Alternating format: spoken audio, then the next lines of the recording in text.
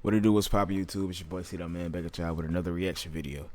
Today we on the scary tip. We got 6 most disturbing forest encounters caught on camera.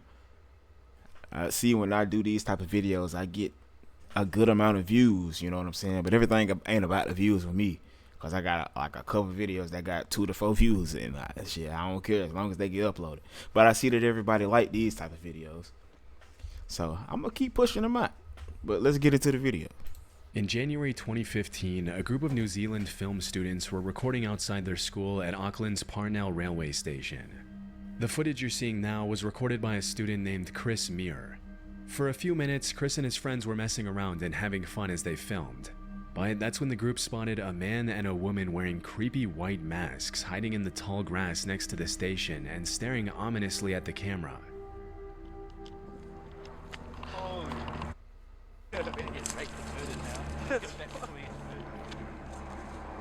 Type of freaky shit they got going.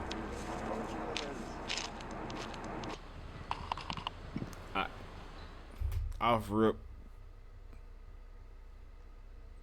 But what the fuck are you doing? For one. Number 2, why he ain't got no shoes on?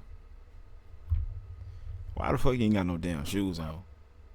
Number 3. This shit fake. As it was later revealed, Chris and his buddies first thought that the masked people were probably pranksters from the school trying to creep them out, which is why they can be heard laughing throughout the footage.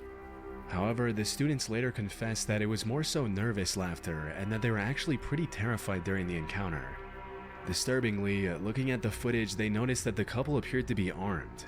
In some of the clips, it looks like one of them is holding a pistol. I'ma say this shit fake unless they on some purge type shit. Not even purge. I don't even know. It's a horror movie out there where niggas wear masks and they try to kidnap people and shit. Unless they on that type of time, this shit fake.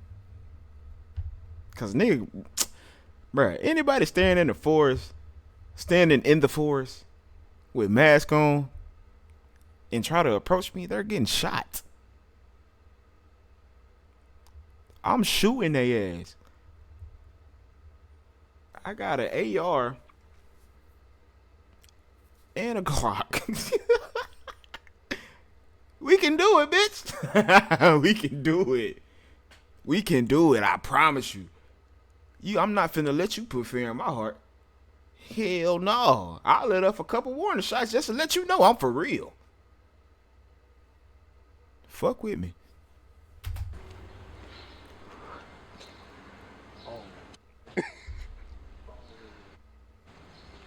Where's the other one? Where's the other one? I don't see him. As soon as the suspects got a little too close for comfort, the group ran back to the main road, after which they reportedly saw a police chopper approaching the area of the incident.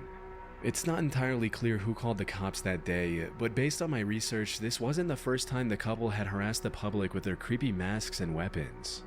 Earlier that week, they had terrorized a woman at Auckland's Domain Park, but left before the police were able to arrest them. When the cops arrived at the train station, Chris and his friends gave them the report, after which the Auckland Police Department uploaded a Facebook post where they urged the suspects to come forward and warned civilians to stay far away from the masked couple if they saw them. They also cautioned that if they saw someone carrying what appeared to be a weapon, they had no way of knowing if the weapon was real or fake and would be forced to approach the situation as if it were real. Shortly after that, the suspects reportedly came forward to talk to the cops. Throughout the investigation, the authorities didn't release a whole lot of information to the public about who these people were, whether their weapons were real, or what their intentions were. But one thing we know for sure is that this wasn't just an innocent prank. In fact, I don't give a fuck about your intentions, my guy. I'm telling y'all, bruh. I don't care what your intentions is. Obviously, it's to scare me, right? I'm gonna show your ass. Yeah. I ain't gonna shoot you. Nah, I might. Damn, I might. I'll let them bitches fly past your head. Yeah. How you gonna hit? I got 7.62 with the red tips. Them tracer rounds, if y'all ain't know. Yeah. When a lot of people online started accusing the students of staging a prank just to get attention, a spokesperson from the school came forward to clarify that the masked suspects had nothing to do with the institute. According to an article from Vice, a police spokesperson later confirmed that the weapons were fake. But I wasn't able to find any official confirmation of this, and to this day, not a lot of people know who the suspects were or why they were terrorizing the public for no reason. Whatever the case, it's a good thing Chris and his friends were able to get away before things took a turn for the worse. Near the base of Mount Fuji in Japan lies a forest that's known among the locals as the Sea of Trees. Interestingly, the entire forest grew out of a 30 square kilometer patch of hardened lava that was laid down by the last major eruption of Mount Fuji. A little more disturbingly though, over the years the Sea of Trees has become known as a place where people go to take their own lives. And if you venture far enough into the forest, it's not uncommon at all to find a body. Near the entrance of the forest, a sign written in Japanese reads, "Quietly think once more about your parents, siblings, and children. Please don't suffer alone, and first reach out." In July 2017, urban explorer and YouTuber Burbex ventured into the forest to see what he'd find, walking his viewers through his entire journey into the Sea of Trees. But even though the video starts out tame enough, just a few minutes into his exploration, the uploader comes across an abandoned bike, and that's when things get a little disturbing. I'm only a few meters away from the road right now, but I've already found an abandoned bike. It's actually a pretty nice bike. Let's take a look at it.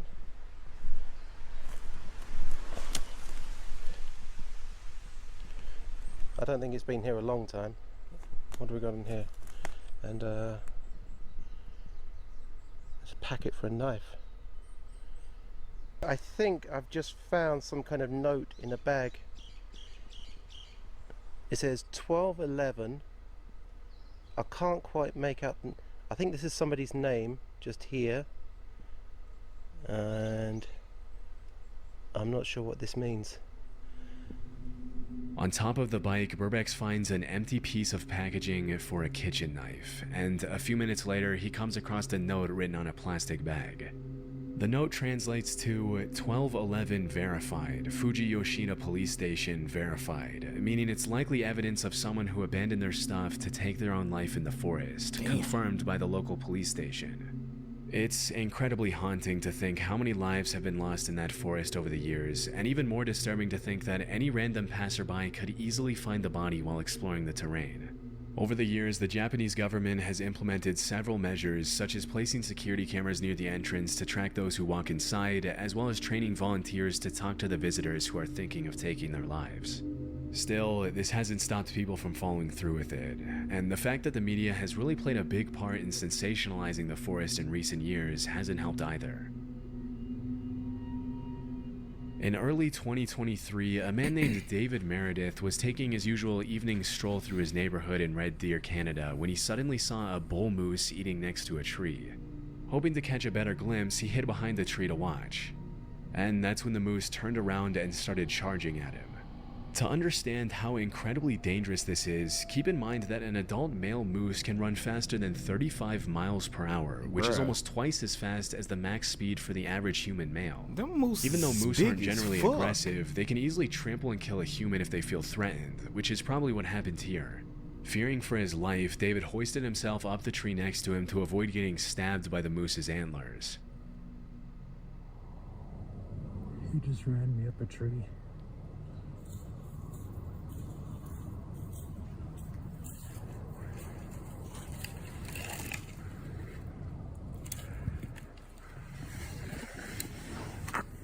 Boy, I better call the police. As soon as he was out of the moose's reach, he started recording. For about 30 seconds, the moose just stares at David, and you can hear the uploader's nervous breathing as he waits for the moose to leave. But shortly after, the moose starts charging back and forth with its head down, which is a clear sign that it's stressed and would probably trample David if he were to come down or fall from the tree.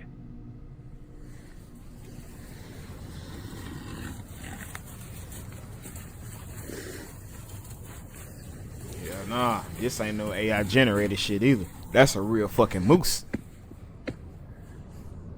Based on what he mentioned to the news station that interviewed him a couple of days later, David stayed in the tree for over 10 minutes waiting for the moose to leave him alone.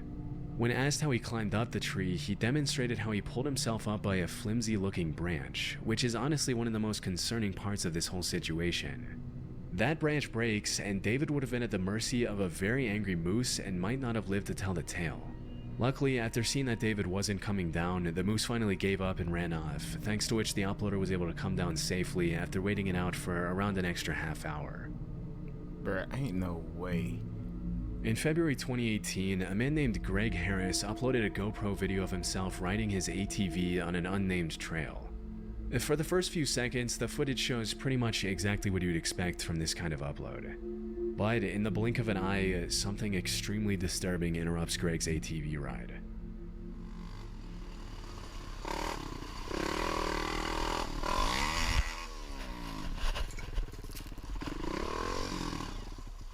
The fuck happened?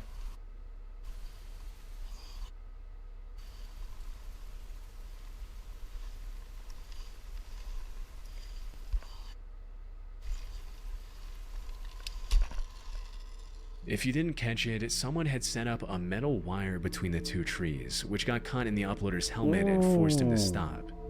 It's pretty disturbing to think that if Greg hadn't been so lucky, he could have been decapitated by the wire. Oh my god. Fortunately, as mentioned in the video description, his speed, along with the wire hitting his helmet instead of his neck, caused it to break as he passed through it. He's so lucky. It might seem shocking that anyone would even think of doing something as incredibly evil as setting up a lethal booby trap in the middle of an ATV That's trail. fucking crazy. But sadly, it's actually pretty common in the dirt bike and ATV community. Sometimes these wires are set up by people trying to keep bikers off their property. Others... Bruh, that's murder. God. For what though, bruh? Let these folks ride they fucking four-wheelers and dirt bikes. You trying to kill somebody for riding their four-wheelers and dirt bikes, bro? What's wrong with people, bruh? That's what I don't understand, bruh. Like, bruh, people be fucked up mentally and want to just take somebody's life for riding these fucking Karens. Because they don't want to hear all that loud shit. Fuck you. Motherfucker. Fuck you. Let these folks enjoy their life. How you enjoy your life inside, sipping tea and shit. These folks want to goddamn ride their four-wheelers and shit. My nigga, let them enjoy their life. You trying to murder them. That's crazy. Are set up by psychos who get irritated by the noise and decide to use violence to fix the issue. And the rest are set up by people who are just messed up in the head and want to bring harm to others for no reason. In this case, it's impossible to tell who is responsible for setting up the trap. This is just one of those videos where if the wire was set up just slightly lower, the accident could have easily been fatal. Luckily, he was able to walk away with minimal injuries, and he used his video as a way to warn others to watch out for these kinds of traps, especially when riding through trees. Back in the summer of 2014, a man named Chris was biking in the mountains near Fernie, British Columbia, when he suddenly noticed what appeared to be an animal approaching him in the tall grass. Immediately, he realized it was a mountain lion, and that's when he started recording. I don't know if you can see it, but there's a mountain lion. He's crouching in the grass. He's actually coming towards me. At first, it's kind of hard to see where exactly the animal is, but as Chris walks towards the trail, you can see it emerging from the grass coming closer. I did not see that motherfucker until now. That is a mountain lion. And he's stalking me. Even though mountain lion sightings are rare, they have been known to attack people in certain situations.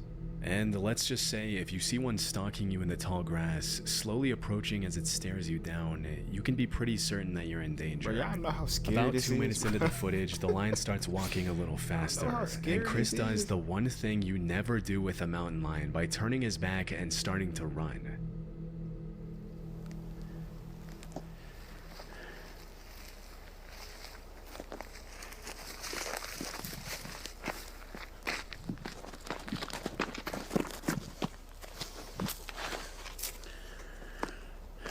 Hey, Mr. Mountain. I ain't gonna lie, bro. It ain't no escaping a mountain lion. I know how fast these motherfuckers is. Cause if I'm ever out in nature and I walk upon a mountain lion, and I don't got my gun, let alone a gun might not do nothing to it. It might. Unless it's a fucking bear. Bruh. I'ma say a damn prayer, bruh, cause I can't outrun no damn mountain lion, cuz I ain't gonna hold you. Then they strong and powerful as hell too. Fast, all that shit. Mountain lion. I'm cooked. How are you doing? Cooked. Nice to see you. Nice to see you. I am much bigger than you. Yeah, okay. Over the next couple of As minutes, they Chris tried tries to to run, get the animal to talking go about something away, much bigger but than it you. only walks around him and continues to stalk him, staring him down in the tall grass near the entrance to the woods. A couple of minutes later, the uploader manages to take a few steps toward the main trail back to his car, but he doesn't get too far before the mountain lion cuts him off again. Stay back. Stay there.